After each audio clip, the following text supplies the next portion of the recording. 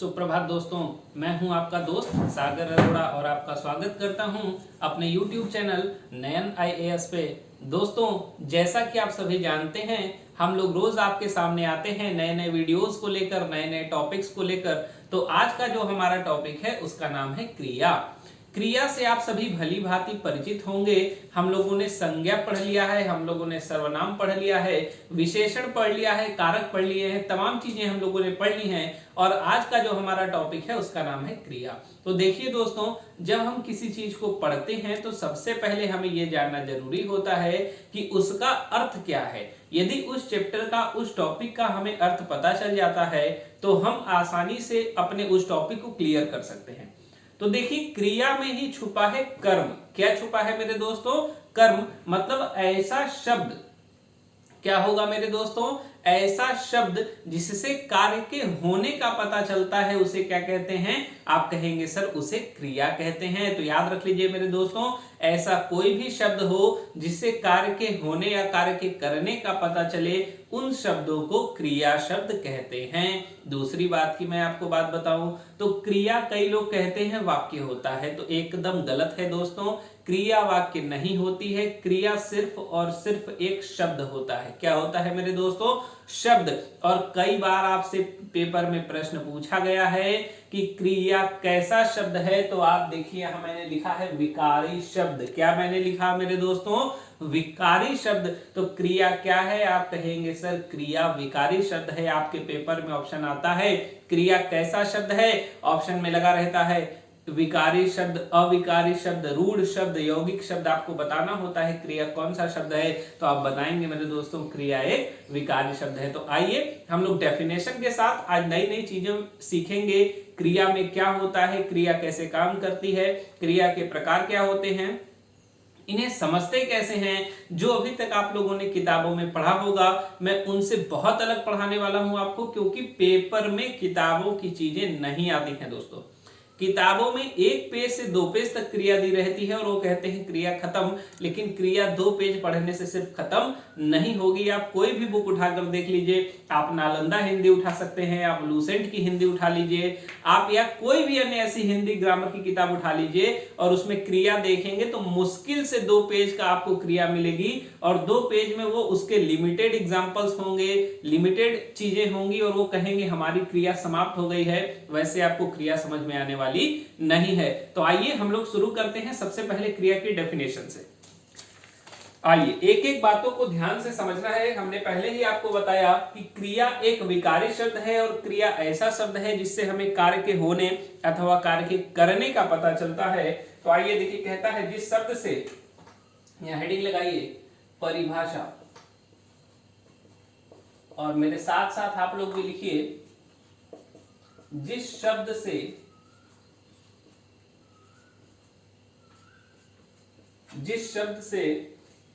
या हमने आपको एक और बताया विकारी शब्द से। इस विकारी शब्द को ध्यान में रखना बहुत जरूरी है, क्योंकि यदि आप विकारी शब्द ध्यान में नहीं रखेंगे तो पेपर में कई बार उम्मीद है आप प्रश्न गलत करके आएंगे। तो कहता है जिस शब्द से या जिस विकारी शब्द से किसी कार्य के होने का, ध्यान से समझना है, मैंने अभी आपको बताया है किसी कार्य के होने का या करने का बोध हो तो वह शब्द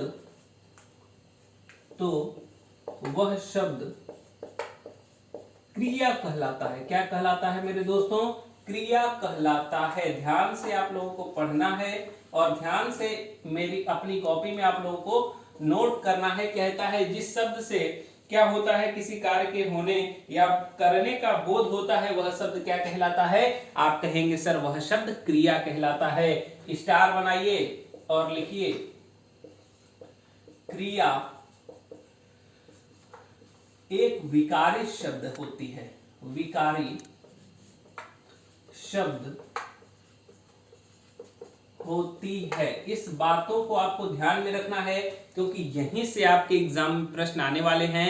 तो आपको समझ में आ गया क्रिया क्या होती है, तो हमने अभी आपको बता दिया क्रिया क्या होती है। तो ऐसा शब्द जिससे कार्य के होने या करने का पता चले उसे क्रिया कहते हैं। दूसरी हमने बात बताया, क्रिया एक विकारी शब्द होती है। और हम चलते हैं आगे कि हम क्रिया को बनाते कैसे हैं। दोस्तों, ये बहुत बार हमारे प्रश्न में आया हुआ है कि यदि कोई एक शब्द दिया है और उस शब्द की हमें क्रिया बनानी है या उस शब्द से हमें क्रिया बनानी है, तो हम कैसे बनाएंगे।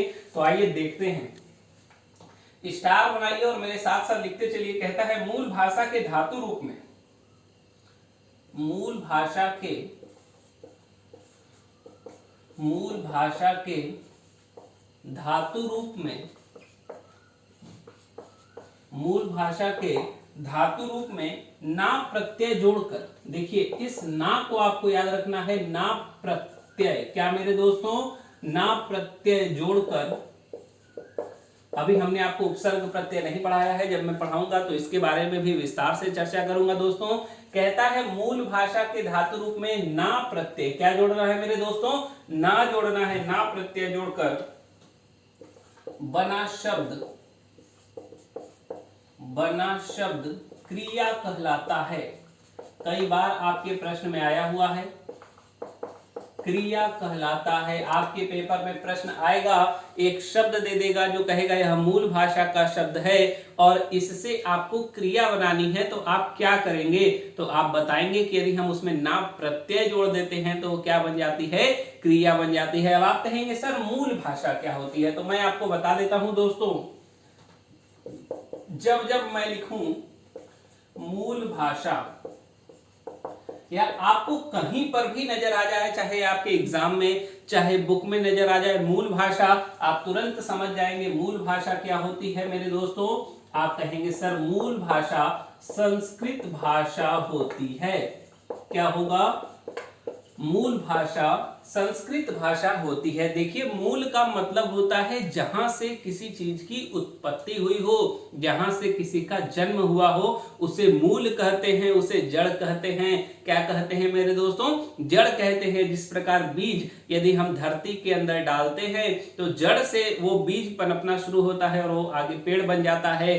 तो हमारी जो मूल भाषा है मेरे दोस्तों वह संस्कृत है, क्योंकि हमारी जो हिंदी भाषा मिली है हमें वह संस्कृत से ही मिली है। तो इसलिए जहां जहां मैं लिखूं मूल भाषा आपको समझना है, वहां वहां संस्कृत भाषा होगी। तो मूल भाषा के धातु रूप में ना प्रत्यय जोड़ दिया जाए तो, और ऐसा शब्द जो ना प्रत्यय जोड़ने के बाद बनेगा उन शब्द को क्या कहेंगे, आप कहेंगे सर वह सारे शब्द क्रिया शब्द होंगे। आइए मैं आपको कुछ एग्जांपल देता हूं। जैसे यह है चल, क्या है मेरे दोस्तों, चल, और यह है पढ़, क्या है मेरे दोस्तों, पढ़। अब यदि हम उपसर्ग और प्रत्यय की बात करें तो आपको पता होगा दोस्तों, आप लोगों को जानकारी भी होगी कि उपसर्ग जो होता है वो शब्द के पहले जुड़ता है और जो प्रत्यय होता है वह शब्द के बाद में जुड़ता है। कहां जुड़ता है, फिर से मेरे साथ दोहराइए। उपसर्ग शब्द के पहले जुड़ता है और प्रत्यय शब्द के बाद जुड़ता है। तो हमें क्या करना है, यहां पर आगे ना जोड़ देना है। क्या जोड़ देना है, ना जोड़ देना है। तो इससे क्या बन गया, चलना। क्या बन गया मेरे दोस्तों, चलना। और ये पढ़ में क्या जोड़ दिए, ना जोड़ दिए, तो आपका शब्द बन गया पढ़ना। और ये शब्द जो है वो क्या हो जाएगा मेरे दोस्तों, आप कहेंगे सर ये क्रिया हो जाएगी। क्या हो जाएगा मेरे दोस्तों, क्रिया हो जाएगी। तो बहुत ही इंपॉर्टेंट चीज अभी हमने आपको बताई है, क्रिया कहते किसे हैं, क्रिया बनाते कैसे हैं। दूसरी बात की क्रिया एक प्रकार का विकारी शब्द होता है दोस्तों। इस सब बातों को आप लोग नोट कर लीजिए, फिर हम लोग चलेंगे आगे। इसका आप लोग स्क्रीनशॉट ले सकते हैं, इसे नोट कर सकते हैं। आज का जो हमारा टॉपिक है क्रिया, वो बहुत मोस्ट इंपॉर्टेंट टॉपिक है। आप कोई भी एग्जाम दे लें, कोई भी ऐसा वनडे एग्जाम जिसमें हिंदी से प्रश्न आते हैं मेरे दोस्तों, क्रिया के 3 से 4 प्रश्न आपको देखने को मिलते हैं। क्रिया बहुत इंपॉर्टेंट टॉपिक है। और कुछ कुछ एग्जाम तो ऐसे होते हैं जहां क्रिया के 4 से एक्स्ट्रा प्रश्न, 4 से ज्यादा प्रश्न भी आपको देखने को आपके प्रश्न पत्र में मिल जाते हैं। इसलिए बहुत मन लगाकर पढ़िएगा दोस्तों। चलते हैं हम लोग आगे। तो देखिए क्रिया के भेद पर हम लोग चल रहे हैं। कहां चल रहे हैं मेरे दोस्तों, क्रिया के भेद, क्रिया के भेद, भेद या प्रकार। तो देखिए यदि हम लोग क्रिया के प्रकार की बात करें तो जो क्रिया होती है वो मुख्यतः 3 प्रकार की होती है। कितने प्रकार की होती है? 3 प्रकार की।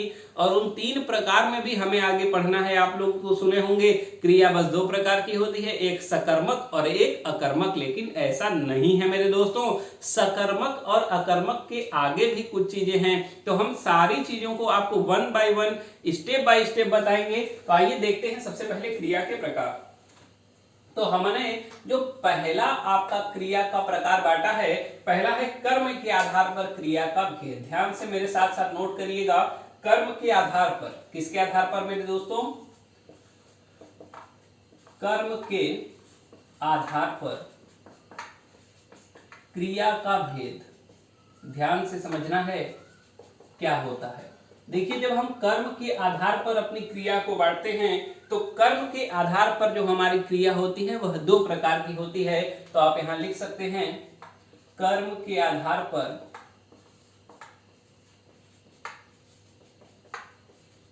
क्रिया 2 प्रकार की होती है। 2 प्रकार की होती है। कितने प्रकार की होती है मेरे दोस्तों? 2 प्रकार की। कई बार आपसे प्रश्न आया हुआ है कि कर्म के आधार पर क्रिया कितने प्रकार की होती है। आपको बताना है कि कर्म के आधार पर क्रिया 2 प्रकार की होती है। कितने प्रकार की होती है? 2 प्रकार की। फिर आपसे पूछा जाता है कौन कौन सी होती है, तो आपको बताना है अकर्मक क्रिया। क्या बताना है? अकर्मक, अकर्मक क्रिया। और आपको यदि दूसरा पूछा जाए तो आपको बताना है सकर्मक क्रिया। क्या बताना है मेरे दोस्तों? सकर्मक क्रिया। अब यदि आपसे पूछ लिया जाए कि अकर्मक और सकर्मक मतलब होता क्या है, तो देखिए यहां लिखा है अ। क्या लिखा है मेरे दोस्तों? अ, जो कि एक निगेटिव वर्ड है। कैसा है?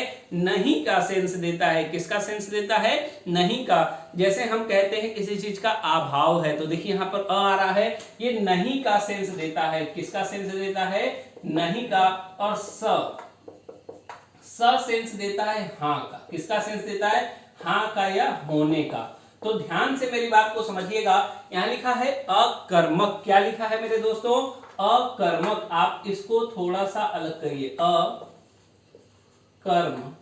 प्लस क, यही तो लिखा है अकर्मक। अब ये बताइए अकर्मक का क्या मतलब होता है? आप यहां लिख सकते हैं बिना कर्म का, बिना कर्म का। क्या लिख सकते हैं मेरे दोस्तों? बिना कर्म का, क्योंकि जो ये अ है ये आपका निगेटिव सेंस दे रहा है। इसका मतलब अकर्मक क्रिया जो होगी उसमें कर्म नहीं होगा। क्या नहीं होगा मेरे दोस्तों? कर्म नहीं होगा।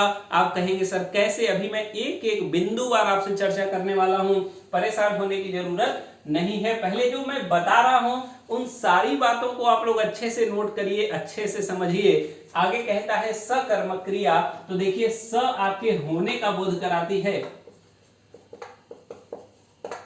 सकर्म मतलब कर्म के साथ, तो यहां क्या होगा? कर्म के साथ। तो यदि आपसे कोई पूछे प्रश्न में कि कर्म के साथ जो क्रिया होती है वह क्रिया क्या कहलाती है, तो आप कहेंगे सर वह क्रिया सकर्मक क्रिया कहलाती है। और कोई पूछे ऐसा वाक्य जिसमें कर्म का अभाव होता है तो उस वाक्य की क्रिया को क्या कहते हैं? आप कहेंगे सर उस वाक्य की क्रिया को हम अकर्मक क्रिया कहते हैं। तो फिर से याद करिए, कर्म के साथ होगी तो सकर्मक होगी, बिना कर्म के होगी तो अकर्मक होगी। यदि आप कोई बुक उठाते हैं, कोई किताब का अध्ययन करते हैं दोस्तों, तो आपको सकर्मक और अकर्मक का भेद पहचानने के लिए सिर्फ एक ट्रिक वहां लिखी रहती है। क्या से प्रश्न करेंगे तो हमें सकर्मक मिल जाएगा, और यदि उसका उत्तर नहीं मिलता है तो वह अकर्मक होगी। लेकिन रुक जाइए मेरे दोस्तों, वह अधूरा ज्ञान है। कैसा ज्ञान है दोस्तों?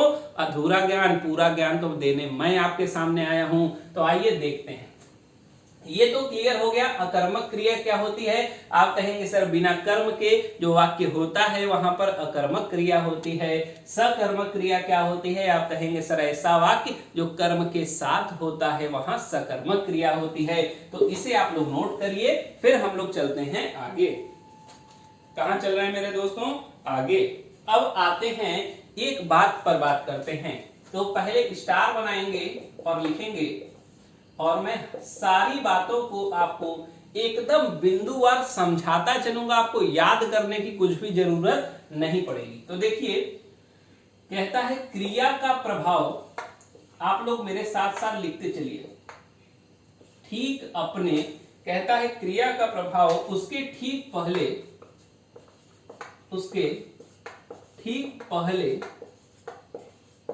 वाले शब्द पर पड़ता है। क्रिया का प्रभाव उसके ठीक पहले वाले शब्द पर पड़ता है। हमारे प्रश्न पत्र में सकर्मक क्रिया और अकर्मक क्रिया से प्रश्न पूछे जाते हैं दोस्तों, इसलिए इनका विस्तार से जानना हमें आवश्यक है। तो देखिए, यदि मान लीजिए आपके वाक्य में लिखा है कर्ता, क्या लिखा है मेरे दोस्तों? कर्ता, फिर लिखा है कर्म, और फिर लिखा है क्रिया। क्या लिखा है? कर्ता है और कर्म है, और क्या लिखा है मेरे दोस्तों? क्रिया होती है। तो देखिए, इस क्रिया का जो प्रभाव है वो कहां पड़ रहा है? आप कहेंगे सर कर्म पे पड़ रहा है। क्यों पड़ रहा है? क्योंकि हमने अभी आपको बताया कि क्रिया का प्रभाव उसके ठीक पहले वाले शब्द पर पड़ता है। तो ये जो क्रिया है, यदि यहां पर कर्म होगा तो इस क्रिया का प्रभाव कहां पड़ेगा? आप कहेंगे सर क्रिया का प्रभाव पड़ेगा कर्म पे। कहां पड़ेगा? कर्म पे। तो ऐसी यदि कोई क्रिया होगी या ऐसा कोई वाक्य होगा तो वो कैसा होगा? सकर्मक। कैसा होगा मेरे दोस्तों? सकर्मक होगा। अब आगे बात करते हैं। सकर्मक का मतलब होता है कर्म के साथ, और आप देखिए यहां पर कर्म दिया गया है, क्योंकि हमने आपको बताया क्रिया का प्रभाव ठीक पहले वाले शब्द पर पड़ता है। तो क्रिया के पहले यदि कर्म है तो ऐसा वाक्य क्या होगा? सकर्मक होगा। आगे बात करते हैं। एक और मान लीजिए सेंटेंस है, जैसे ये है कर्ता और फिर है क्रिया। यहां पर कर्म नहीं है मेरे दोस्तों, तो क्रिया का प्रभाव किस पर पड़ेगा? आप कहेंगे सर क्रिया का प्रभाव पड़ेगा कर्ता पर, और आप देख भी रहे हैं जब क्रिया का प्रभाव कर्ता पर पड़ेगा और इस वाक्य में क्या है? कर्म भी नहीं दिया है, तो ऐसी क्रिया क्या कहलाएगी? आप कहेंगे सर ऐसी क्रिया कहलाएगी अकर्मक। क्या कहलाएगी मेरे दोस्तों? अकर्मक क्रिया कहलाएगी। तो मुझे उम्मीद है आपको यह समझ में आ गया होगा। आप लोग इसको नोट करें, इसका स्क्रीनशॉट लें, फिर हम लोग चलते हैं आगे। चलिए, ये तो हम लोगों ने समझ लिया कि क्रिया के भेद कैसे कितने होते हैं, और पहले भेद को हमने बांटा है दो प्रकार में, सकर्मक क्रिया और अकर्मक क्रिया में। अब हम लोग हेडिंग लगाएंगे अकर्मक क्रिया। अकर्मक क्रिया। देखिए, अकर्मक क्रिया को अभी हमने आपको समझाया है, अब हम लोग इसको लिख भी लेंगे ताकि समझ में हम लोगों को और अच्छे से आ सके। तो कहता है कि जब क्रिया का प्रभाव कर्ता पर पड़े, ध्यान से समझना है, जब क्रिया का प्रभाव कर्ता पर पड़े एवं वाक्य में कर्म का अभाव हो। किसका अभाव हो मेरे दोस्तों? कर्म का अभाव हो, तो ऐसे वाक्य की क्रिया को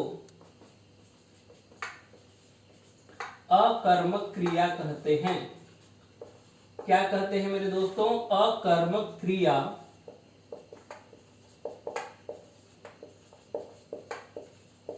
कहते हैं। तो देखिए, हमने क्या कहा था अभी आपको, यहां पर क्रिया का प्रभाव किस पर पड़ेगा? आप कहेंगे सर क्रिया का प्रभाव पड़ रहा है कर्ता पर पड़ रहा है। किस पर पड़ रहा है मेरे दोस्तों? कर्ता पर पड़ रहा है। इसकी लाइन लिखिए और देखिए, ये वाक्य को हटाइए, यहां वाच्य लिखिए, या वाक्य लिख भी सकते हैं।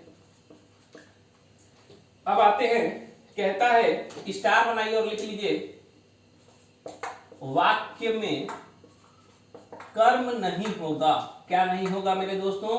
वाक्य में कर्म नहीं होगा। मतलब ऐसा कोई वाक्य हो जहां पर कर्म का अभाव हो, कर्म न दिया गया हो, वहां पर कौन सी क्रिया होगी? आप कहेंगे सर वहां अकर्मक क्रिया होगी। आगे चलते हैं, उदाहरण की बात करते हैं। किसकी बात करते हैं? उदाहरण की बात करते हैं। ध्यान से एक एक उदाहरण को समझना है आप लोगों को और इसको नोट करते चलना है। जैसे चलना, क्या मेरे दोस्तों? चलना। उसके बाद सोना, क्या है मेरे दोस्तों? सोना। उठना, उसके बाद है रोना, क्या है मेरे दोस्तों?